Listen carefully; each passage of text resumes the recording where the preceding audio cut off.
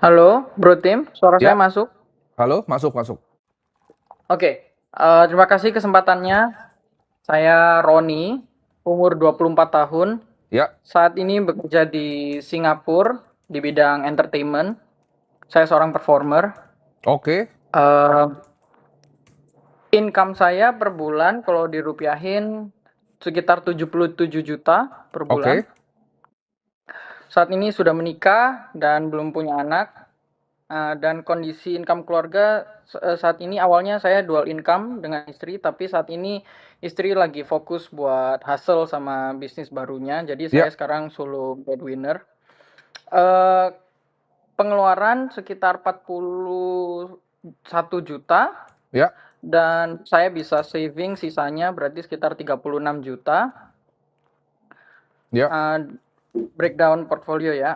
Sekarang saya punya obligasi Indonesia total 494 juta. Ya, Secara presentasi itu 39,8%. ya 40% lah ya. Ya, 40%. Kemudian selanjutnya ada di S&P 500, Oke, 168 juta, atau sekitar 13,5%. Kemudian ada di Bitcoin, oke, 116 juta, oke. sekitar 9,3%. Kemudian saya ada Apple juga, jadi ada double di SPYL dan Apple. Iya, Kadung nyemplung waktu itu 155 juta, lagi floating profit udah lama soalnya 12,5%. Kemudian ada BCA 60 juta, ya, 4,7%. Kemudian sisanya cash 250 juta atau oke. 20%. Ya, Berapa cash jadinya? Berapa persen? Sorry. 250 juta rupiah. Ya, Itu tersebar di percentage? beberapa 20%. Oke, Ya, tersebar di beberapa platform lah. Jadi oke. dry powder. Bagus, bagus. Em, Portfolio. ya, sebenarnya saya mau bilang investment filosofi juga sebenarnya Bro Tim. Saya Ya, jujur bukan tipe orang yang suka investasi. Sorry, lebih ya, tepatnya saya bukan tipe orang yang suka mantengin porto investasi. ya. Saya pinginnya punya portfolio itu yang bisa ditinggal dan tiap kali saya punya waktu luang itu saya bisa luangin buat belajar, baca buku, nonton film, eee, Oke, ngobrol ya. gitu. Mentok-mentok kalaupun harus buka portfolio itu mungkin per kuartal atau tiap kali ada market crash gitulah. Itu lebih bagus. Ya, Ya, mmm, nah pertanyaannya, dengan portfolio sekarang mohon feedback-nya. Apakah dengan portfolio sekarang saya bisa DCA gitu tiap bulan dan ditinggal tanpa terus-terusan mantengin atau utak-atik portfolio? oke. Mungkin tutorial rebalancing juga, kapan dan gimana? Apalagi sekarang sedang ada apa ya semacam berita tentang market crash apa segala macam, AI bubble, bla bla bla. Ya, betul. Oke, gini. Um, Kamu sebenarnya udah punya uh, ibaratnya plus satu dibanding orang lain. Kamu punya yang namanya kesadaran diri. Nah ini orang banyak yang nggak punya. Kamu udah punya kesadaran diri bahwa kamu adalah seorang investor yang pasif, bukan yang aktif. Ya. Jadi kalau filosofi yang gue selalu ajarin, lu antara pilih, antara lu mau jadi enterprising investor, lu mau jadi investor yang belajar atau enggak. Investasi itu harus, tapi nggak semua orang harus ngerti karena memang sudah udah canggih. Zaman sekarang udah ada instrumen-instrumennya untuk orang yang nggak mau ngerti dan mau punya kepemilikan gitu. Kamu kalau dari segi profil kamu, kamu lebih baik apa nonton dan baca buku dan belajar yang lain dibanding belajar investasi. Udah pasti jawabannya kamu ke index fund semuanya. Karena kenapa? Ketika kamu beli BCA, kamu harus lihat ya. Oh BCA ini kuartal ini non performing loan-nya naik atau turun ya? Bulan ini apakah dia punya KPR itu menyusut ya? Consumer kreditnya seperti apa? Corporate kreditnya seperti apa? Apa sih yang dilakukan sama direksinya? Sama dengan Apple gitu. Apakah dia akan strateginya gimana nih? Oh, kalau dia kan gampang strateginya, tinggal bikin iPhone baru terus gitu. Orang pasti beli terus gitu. Perusahaan paling sederhana itu Apple. Tapi kamu harus ngerti gitu loh. Oh, kuartal ini Apple akan seperti apa sih gitu. Strateginya dia akan seperti apa. Kalau kamu nggak punya waktu di situ, alangkah baiknya untuk kamu berinvestasi secara pasif gitu. Kamu pakai yang namanya index fund. Kan kayak kamu bilang tadi, kamu udah ada S&P 500 kan? udah kamu stick di sana. Nah, Indonesia itu market yang sangat tidak efisien. Artinya apa? Ada peluang untuk bikin uang di market Indonesia. Tapi itu untuk orang yang belajar. Kalau orang yang nggak bisa belajar, kamu pasti nggak akan bisa bikin uang di Indonesia. Kalau kamu berinvestasi di IHSG gitu kan, ya, kamu pasti ujungnya bangkrut gitu. Kalau kamu beli indeksnya Indonesia. Jadi Indonesia kamu harus stock picking, kamu harus lihat gitu. Jadi kalau kamu jadi performer di Singapura, passion kamu bukan di investasi, kamu tidak ada ketertarikan jadi seorang investor, ya kamu masukin duit kamu di S&P aja gitu loh. Pembagiannya udah bagus, Ya. sudah luar biasa gitu. Kamu udah punya bonds yang oke. Cuman ya kalau saya jadi kamu juga bondsnya saya indeksin juga gitu semuanya. Kan di luar negeri juga ada tuh, ya. Ada ETF-nya. Ini bisa pakai banyak lah, bisa pakai FU atau S&P, SPY, ya. BlackRock punya, pakai ini. Jadi kamu cuma beli satu ticker, kamu mau tinggal kan? Nah ini juga sama nih, ini Ya. pakai US Treasury, kamu pakai SGOV. Pakai 3 ETF, jadi namanya 3 fund portfolio. Oh, Jadi kamu punya duit nih, iya. langsung 40, 20, enak nggak tuh tidurnya? Enak. Jadi pertama sekarang Ya. dijual dulu, tapi biar meminimize regret kamu jualnya dari yang untung dulu. Apple-nya kamu jual. Terus misalnya kalau biasanya kamu offload-nya dalam waktu 2 bulan lah, jangan langsung kamu jedek offload, ntar dia naik dikit kamu ada apa, di rebalance-nya pakai waktu gitu. Jadi dalam waktu 2 bulan Ya. kamu bersihin ketiga fund begini. Oke. Dan Singapura banyak akses juga sebenarnya kan, kamu bisa pakai bank di sana juga bisa. ya, sebenarnya soal itu juga Bro Tim, karena di saya mungkin masih kena ini ya, apa namanya, home bias ya. Jadi banyak Ya, emergency fund saya eh, masih dirupiahkan gitu. Karena saya juga mikir sewaktu-waktu kalau misalkan PHK atau apa, amit-amit itu pulang gimana gitu. kamu kerja ada bank di Em, Singapura kan? ada bank di Singapura. Apa yang bikin kamu mikir Nah, bank di Indonesia lebih aman dibanding bank di Singapura?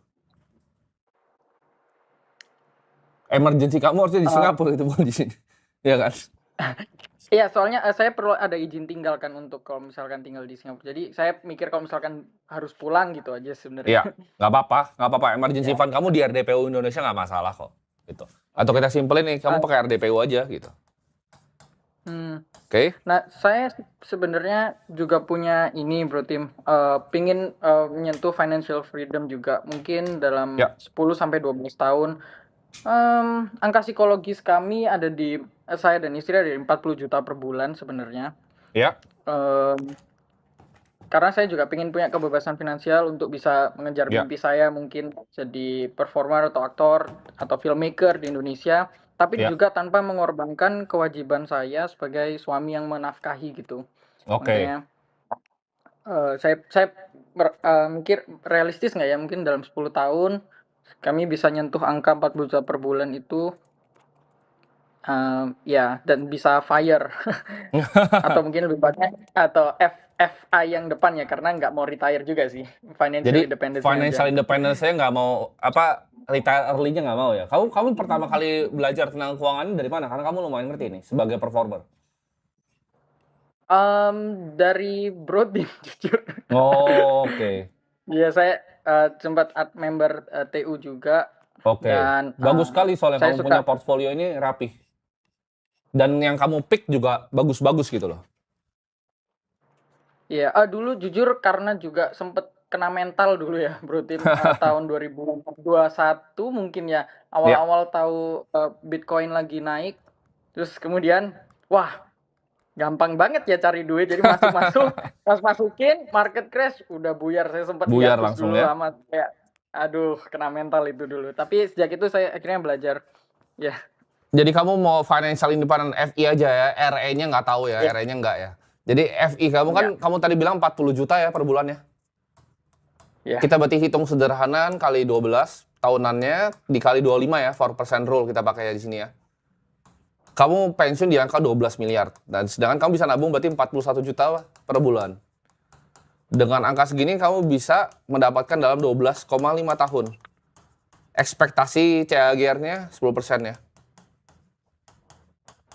Ya kamu kerja lagi, 12,5 tahun lah. Dengan pendapatan yang sama, kamu punya 12M, 12M-nya kamu bagi 2, nanti kamu bikin begini aja, 12M-nya begini lagi gitu loh. Udah, habis itu kamu withdraw 4%, terus kamu terserah mau jadi aktor atau apa. Performernya di mana kamu?